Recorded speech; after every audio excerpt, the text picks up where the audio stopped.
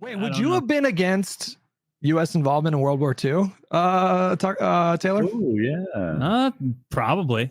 It being consistent, like I probably would have been like, Europe has their own thing. They just had a giant war 20 years ago. We're going to get dragged into another one.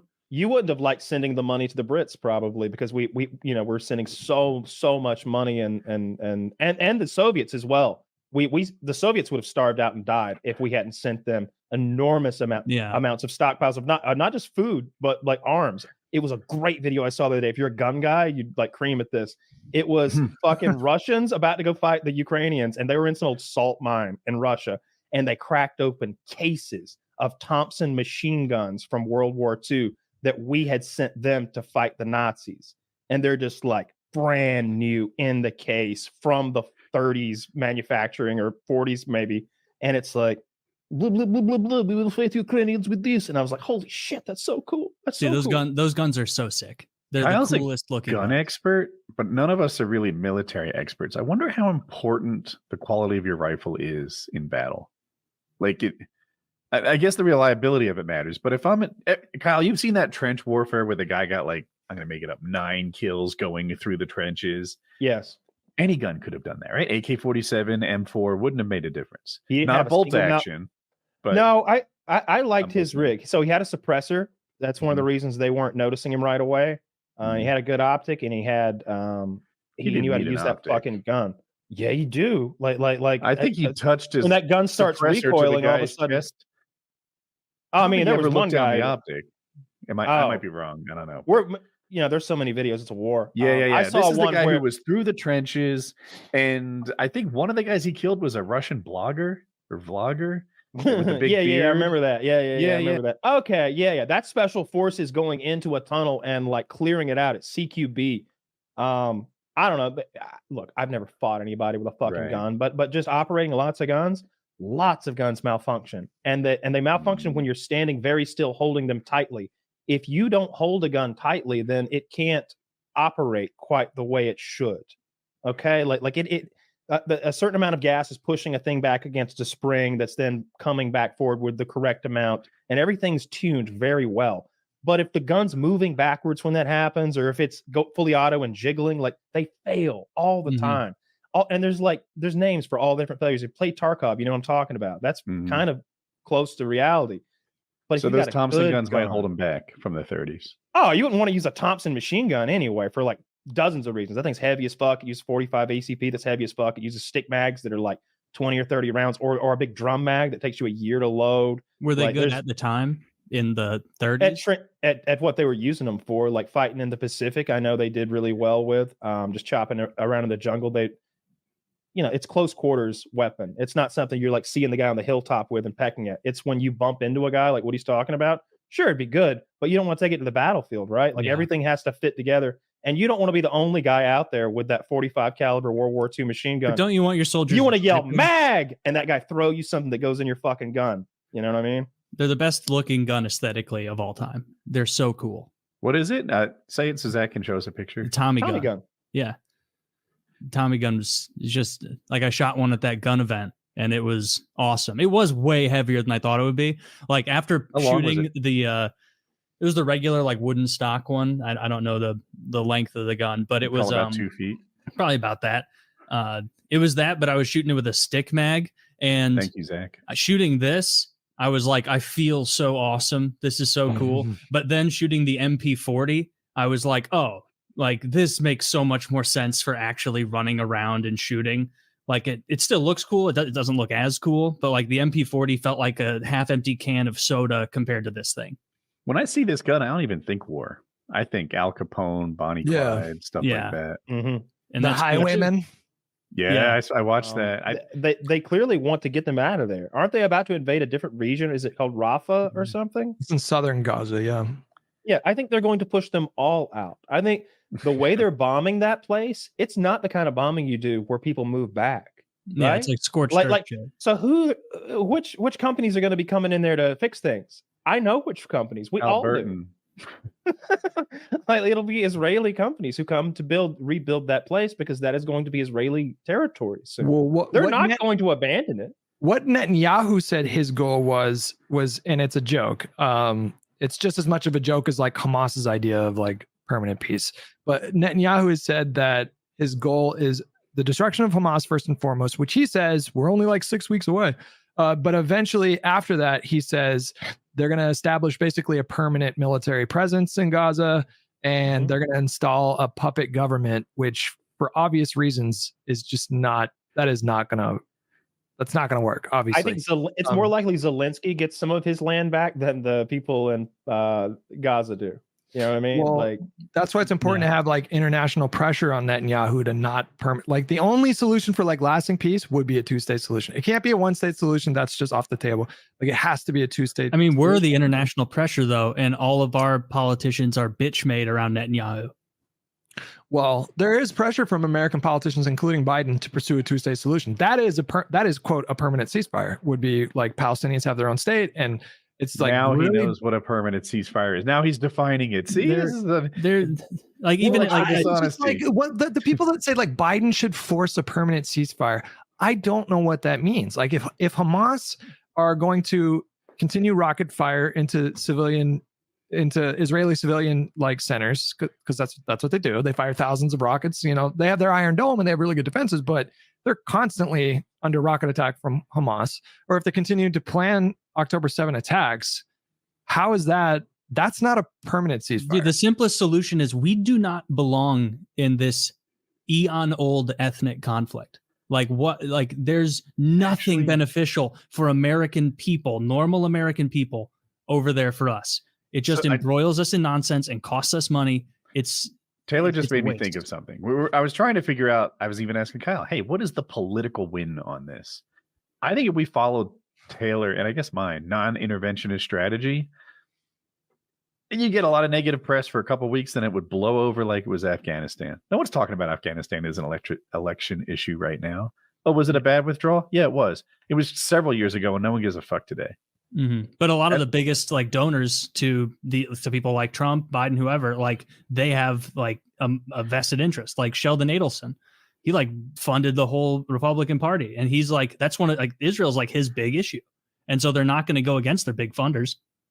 Well, they're also like very pro-Zionism too. So like they're you know they don't really need poking and prodding. Like Biden himself is he's like a self-described like proud Zionist, which is kind of like an outdated term, but like, yeah, I mean, I feel like there's if you do nothing, if you don't put any pressure on Netanyahu, if you don't put any pressure on Israel, then for sure they're just going to they're going to try to just drive them out of that region together. And there's no. I saw an Israeli rap video today. It was like a lady Israeli rapper. And and she's talking about like blowing up Palestinian houses. She's like, "I blew up your house for free." That was one of the rap lyrics. I'm sure it rhymes in her language. In Israeli. She was being real mean about it. Yeah, it was all that propaganda is not helping them. Like them doing like fun selfies in Palestinians' homes and stuff. It's just, man, it's like I think it plays back home though. It does, and right now, like the overwhelming majority of Israelis support the war effort in Gaza right now, but as far as the rest of the world, the only winning move is not to play in issues like this. And this is there. It's losses around the board. Who knows if it's even possible to not play, given how embroiled our politicians are, you know, being funded by people who have vested interests in different countries. But like, it's not good for us as people. Us better like stated, I think the best move is not to play because you're still going to lose. You're going to lose Sheldon Adelson, for example. But it is probably the best move. For American people, it's the best move. For a politician trying to get elected, they're going to do the behest of whatever the pet project of their biggest donors are. That's why you need managed democracy. You vote, but then an algorithm interprets your vote and the outcomes that you would like. And then it throws that away. Now we're getting, and it does what it's told. No, we can Zuckerberg, go back to we trust. No, let's go back to Kings. I'm okay with Kings. Which family?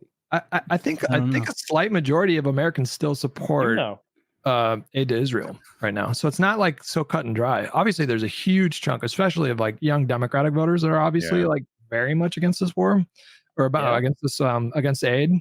So I don't know, like what Biden is currently doing. Where like now, I guess he's like leaking to the press that he's considering conditioning aid on certain things, which I think would be a step in the right direction. But I don't know if he can ever get back the Yeah, they're not going to condition. He needs to change the topic. Pissed, bro. I don't know how to change the topic, how to get people talking about what you want. But if this was about Dobbs and this was about Trump's rape cases and other criminal cases, then that helps Biden. For this to be about Israel is not the win that he needs. It's just like the Israel thing is the biggest thing happening in the world right now. Trump and so like everything is gonna. No, Trump like he will say he does. In day one, he'll fix it. He has a plan. I'm not telling you, but I'll fix it in one day. Like I don't tell understand you my plan because then you wouldn't hire me. Like I don't think it's going to hurt Biden that much in the long run if he ends up running like the whole Israel thing, because it's like Trump is just as pro-Israel as Biden. Like probably more so if possible, like or at least the same amount. Like so it doesn't play. He personally beefs with Netanyahu. Like him and Netanyahu are they're no longer best pals. But Trump was asked recently, "What would you do in Israel?" And he just simply said, "Well, they need to finish the job." Like he would not be pushing for humanitarian aid. He would just tell Netanyahu, like, "Gaza's yours. We're not going to even rhetorically oppose you for doing that." Mm-hmm. So yeah, got to get out of there. Yeah, I think that the big problem is like, especially up there in the Rust Belt. You have a lot of Arab voters and Muslim voters.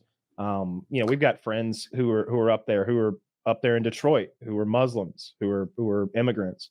Minnesota too. And they do not. I asked my buddy, I was like, "What does your dad think? What do your uncles think?" And I was like, "Oh, they don't like Biden. They hate him." That was a good like fish. Trump anymore. There's a lot. If there's one thing that young left-leaning voters or potential voters are really good at doing, it's not distinguishing any difference between the parties. Like Republicans, I think, they get energized and they have some elections where they don't show up as much, but like they understand. I think, like, I actually kind of respect if you're a Republican who doesn't like Trump.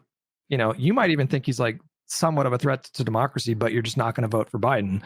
We're talking about people that have like specific policies in mind and they don't want, what they look at when they say the Democrats, they just find it totally unacceptable. And with young people, something like the Israel stuff happens and there's so much fucking TikTok propaganda and so then this narrative gets constructed where it's like that. Two sides of the same coin. Biden is basically no different from Trump, but when you look at the policies, they're just like you said, Taylor, totally different policies, like completely different policies. There are caverns and universes between the parties, but young people just get convinced like it's all the fucking man, bro. It's all the war machine and the only thing they're seeing on their feed, and they see that people who say what they're saying are getting a lot of positive feedback on it, and so they want that too.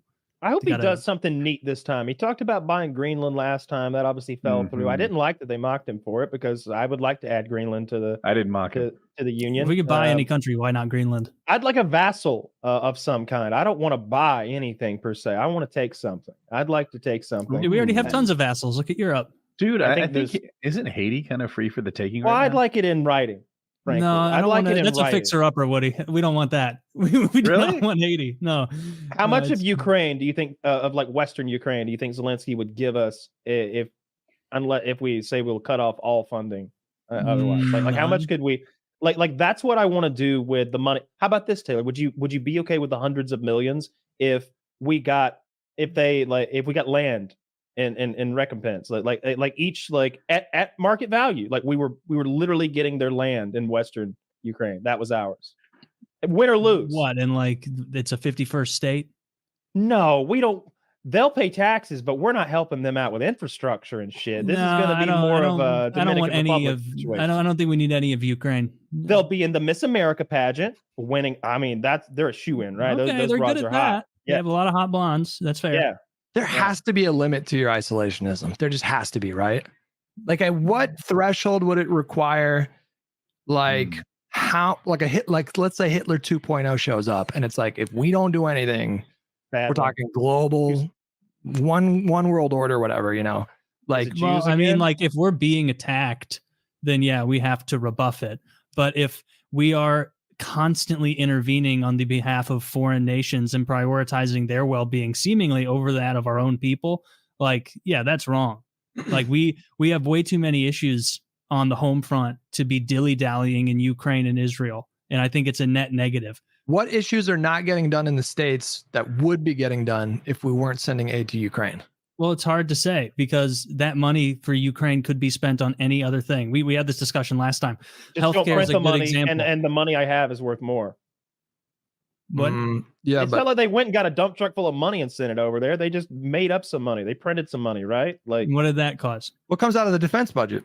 What I'm saying is like, yeah, we should have a drastically diminished defense budget. Well, we agree there. Don't touch my defense budget. Yeah, no, we should drastically. I know you hate that, Kyle. I know you love American imperialism. And all that. Point, Taylor. When the aliens come. And we're so ready that we become one of those sci-fi stories. You'll be thankful for our $1 trillion defense budget. Yeah, Taylor doesn't watch enough sci-fi stories. We need defense. We need battle. The Russians got the nukes in space now. They got the space nukes. Space nukes. Yeah. I like enough is enough of us constantly sticking our fingers in every corner of the world in a way that just drains resources from American taxpayers to the benefit of foreign nations or our own elected officials who are taking paybacks from those foreign officials or corporations. That like it's so bad for us that I just don't understand why there has to be like, oh, well, what's not getting done here that would be achieved if we had that extra money? Well, inflation will be lower. Like we wouldn't have gone through a lot of that nonsense. We also wouldn't have huge issues with our border. We could secure that. There are a litany of things. We could have better roads. We could have more robust school systems. We could have healthcare. You're talking about things in a vacuum, though. You still need the political will to actually pass these bills. True. To send bills. So, like, even if we spend no money in Ukraine, I don't think we would have any better healthcare. I don't think we would have spent less money, and that would be beneficial for us. Like hundreds of billions of dollars. Like it's not just free. Well, it's not even 100 billion, and I mean, I think it's close to 90 billion right now in Ukraine. But there's more aid package that's being proposed. Yeah, and so it'll be well over that soon. And so it's like it's not good for us, and it's not like, oh, this money is just going to be thrown in a fire pit if we don't give it to a foreign country. Like, no, we could just not print it. We could just not spend it. I understand that stuff. I feel like it's a great deal for us. I see Russia as a geopolitical adversary. I think that they are trying. Look. I also think that the whole thing's probably NATO's fault and our fault. We agreed with them years ago that we wouldn't put those bases and those missiles there, and we keep doing it. We keep pushing their shit. We had a meltdown with the Cuban Missile Crisis, and it was tit for tat there too, and we never talked about it. That is aside, though, because we are where we are. So I'm all for the Ukraine thing. I like giving them all the fancy missiles and stuff. I don't want, I'm sure there's going to be some spillage, as they say. Somebody's going to cash some checks they shouldn't. But that's how war and business and shit works. There's going to be if we do spillage. get into a war, I think that seeing our weapons used in Ukraine will inform how we can make them better. We're learning, like, this is so invaluable to us. I feel like to our intelligence apparatus, and to our military apparatus, and to our military industrial complex. We're learning in real time what it's like to fuel a modern 21st century war, so that our production systems can be ready if we need to fight the same war in a decade from now. Run a war game. If Don't this spend war, $100 billion on you can't game for what the adversary is going to do. Remember how, like, every step of the way we were surprised by how this war turned out, how the manpad systems, the portable rocket systems were suddenly the thing, and it didn't seem like the tactics were working. They couldn't combine arms, and they couldn't get air superiority. You can't game for that. This is perfect. It's the real world, and no Americans have died that we know of. Maybe like three probably died. Like Ukrainians. Yeah, they were dressed like them too, and they spoke Ukrainian, and they had some cool goggles on if they died. It's hard to sell to the American people like how it benefits them, because oftentimes if we send aid to a country like Ukraine, there's no, like, some fucking Amazon worker in Virginia. Their life is not different, you know. So their life is worse. So that things are more expensive now. I just don't know. Maybe he gets Ukrainian mail order bride. Ukraine is contributing to inflation. I don't know if that's like a big thing, but like, but if you, and I think we talked about this last time, but if you let someone like Vladimir Putin, if the message that the world sends him in this moment, it's like, if you want to take territory, you can take territory. He's not going to stop. And there's other forces at play as well. You have to worry about China's ambitions with Taiwan, because they're watching what's happening in Ukraine right now. And I guarantee you it's giving them pause.